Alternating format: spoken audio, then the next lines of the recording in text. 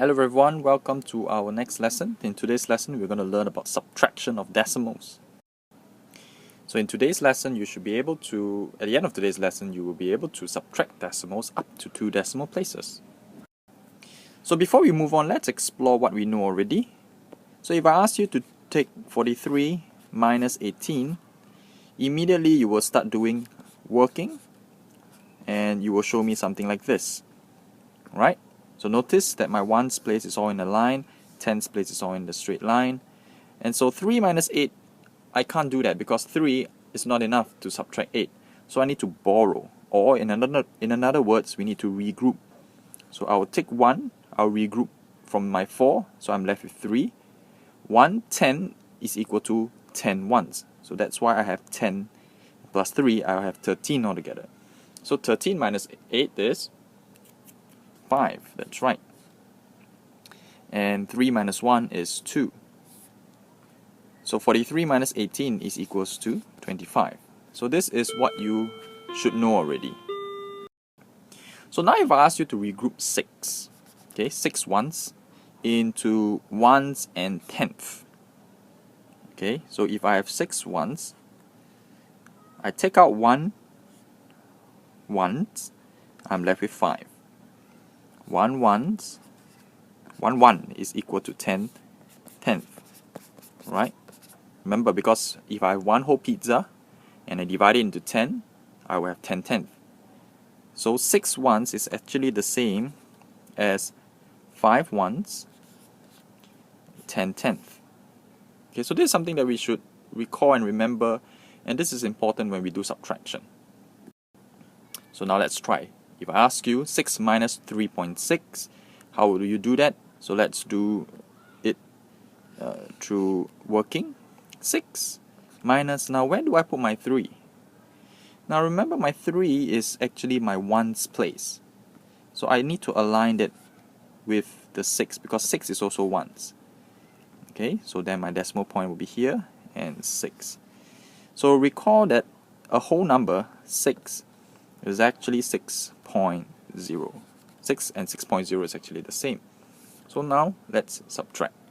0 minus 6, I can't do that, so I need to regroup. So this is 5. I regroup it to become 10. 1 1 is equal to 10 tenth. So now 10 minus 6 will give me 4.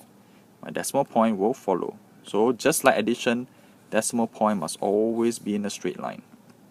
And 5 minus 3 is 2. So that's my final answer, 2.4. Okay, so the concepts of subtraction and addition is actually the same as your subtraction and addition of whole numbers. The only thing you need to take note of is the decimal point must be in a straight line. That's the only thing you need to remember. Okay, so let's try something together. Same thing, please copy down the question and in the question box, and as I do the solution, you write it down in your solution box, and the final answer you write in your answers box. So let's try this. 8 minus 2.5. So again, my 2 is in the ones place, so that's why I put it under the 8. And 8 is actually 8.0. Okay? So again, 0 minus 5, I can't do that, so I need to regroup. So I take 1 from 8, I'm left with 7. 1 ones can be regrouped into 10 tenths, so that's why this is 10. Okay, so this is 10 now. So 10 minus 5 is 5. Decimal, all in a straight line. 7 minus 2 is 5. So that's my answer. 8 minus 2.5 is 5.5. Now let's check to see whether we are right. Okay, to work backwards, I can actually take 5.5 plus 2.5. I should get 8. So 5 plus 5 is 10.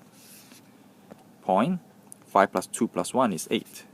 So I get back my answer, 8. Alright, so my answer is correct. Oh yes, you don't have to copy the one in red if you don't want to. This is just the checking. So copy down what I've written in blue. And the answer box, you write down this, 5.5. So now you try. Copy down the question in the question box. Do your solution, write down your answer, and later on you can play the video again to check your answer. You can pause the video now. Okay, so what is 10.1 minus 7.4 equals to? Let's work it out. 10.1 minus, so 7. Where do I put my 7? 7 is in the ones place.